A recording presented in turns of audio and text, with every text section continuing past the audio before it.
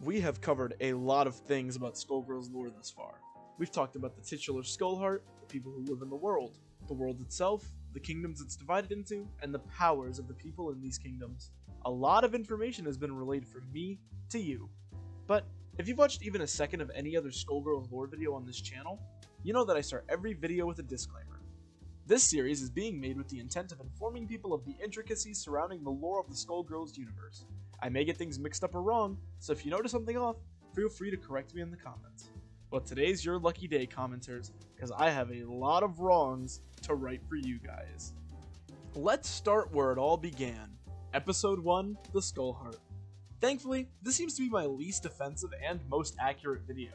Many people actually gave me high praise for this video, so thanks for that one, team. However, I did get the order of Skullgirls wrong in this video. I wrongly stated that Queen Nancy was the first Skullgirl that we see in the game. However, Annie's mother was also a Skullgirl long before any of the others even existed, and before Nancy was Selene, Squiggly's mom. Also, when I asked about the Skullheart's true power, many people referenced the non-canon Peacock ending where she wishes to turn everything into chocolate, and the Skullheart refuses. It appears the Skullheart won't grant any wish that directly leads to the death of all living things at once, or that it might not have the power to do so. But anyways, there's more mistakes in later episodes, so let's get a move on. Episode 2. Oh boy, I really got you guys riled up in this episode with the parasite categories. Firstly, let's just get the obvious out of the way. I wrongly stated that living weapons are parasites. This is wholly untrue. They are just what their name suggests, weapons that have sentience and special powers. Also, people seem to notice that I mistakenly left Cerebella's vice versa and Sagan, Annie's parasite or companion, off the list. Vice versa is a living weapon, taking the shape of a hat that can grow arms that have incredible strength. Sagan is Annie's rabbit doll. I don't really know much about him, but people seem to like him. And finally, I said that remote parasites are synthetic, which is also false. They're normal parasites, but they're made of inorganic material. Yeah, pretty simple changes for this one.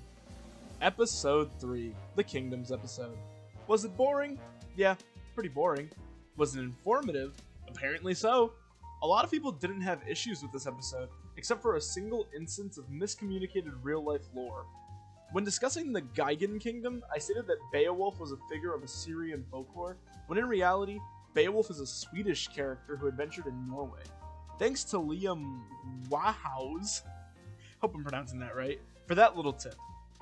Other than that, I forgot to mention that Scythana is only half Gigan, which is why she looks like a giant human woman. The more you know. Episode 4, the Mafia one. This one is my personal favorite because the Medicis are some of my favorite fighting game villains of all time. However, my love of these characters didn't prevent me from getting a few things wrong.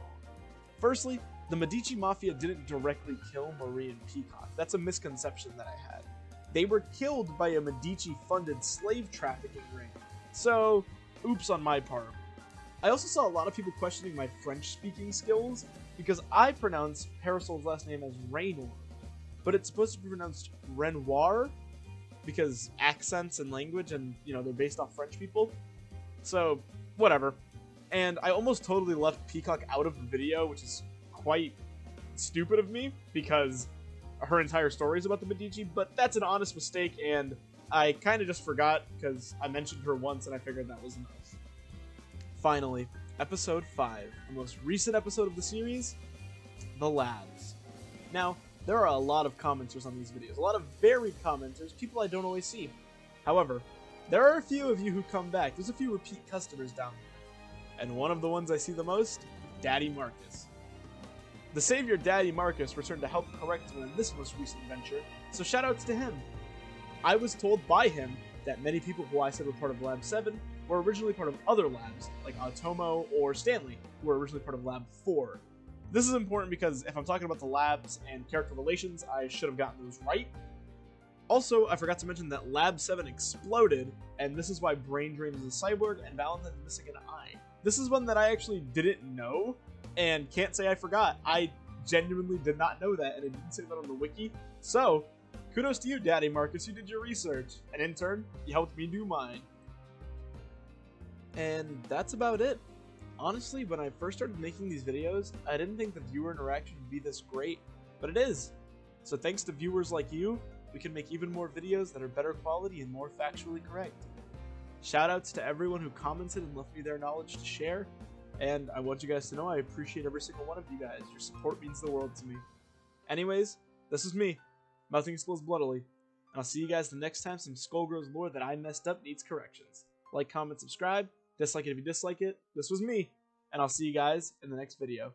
Bye-bye.